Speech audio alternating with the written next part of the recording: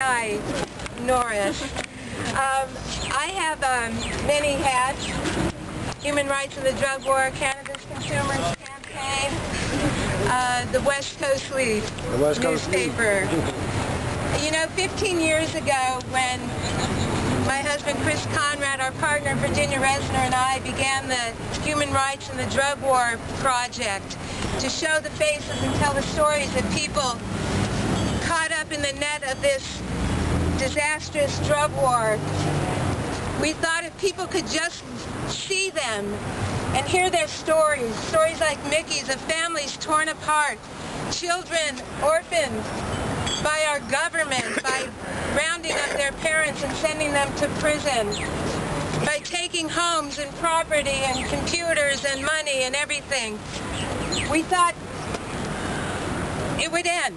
They just needed to hear these stories. Well, unfortunately, it takes more than that.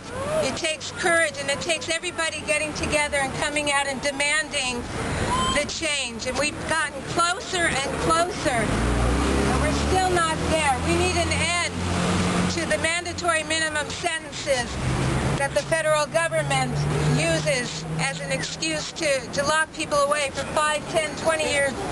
And life sentences longer than people who kill and people who rape and people who cause other kinds of damage. We need an end to the conspiracy laws that round up very minor people and send them to prison for such long periods of time. And we need an end to the asset forfeiture laws that is stealing our property and is very un-American. We have now entered a new age, the age of Obama.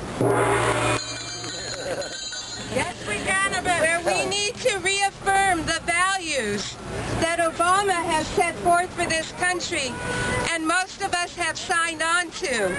Our values of treating others with decency, with honesty, with respect for human rights, respect for our equal rights, for justice.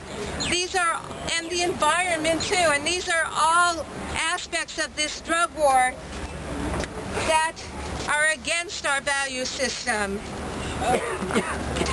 The drug war is against our value system. We need to stop the criminalization of good, productive, contributing members of society. People who use cannabis are not criminals, and we demand an end to our criminalization. Woo! You know, last year we went to the United Nations, to the Commission on Narcotic Drugs, where for the first time we actually heard them stand up and say we need a drug policy, an international drug policy that respects our human rights. Well, we do, but it's going to take people, our representatives, us, to stand up and take the opportunities that are presented to us and make them happen. We have a web bill in Congress. We need Pelosi. We need Barbara Boxer. We need Dianne Feinstein. We need Barbara Lee. We need George Miller. We need Lynn Woolsey. We need John Garamendi. We need Pete Stark. We need all our representatives to sign on to these bills and pass them that will investigate why is the United States the #1 incarcerator in the world. We should not have that in the land of the free.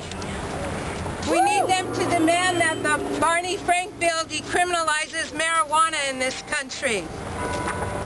And we have at the state level, we need our representatives, Nancy Skinner, Lonnie Hancock, Fiona Ma, to join with Tom Amiano and our other representatives here, Mark Leno, to sign up and work the Amiano bill that will tax and regulate cannabis and respect our rights in California. I am an optimist, so I think this can be done. Harry from Students for Sense.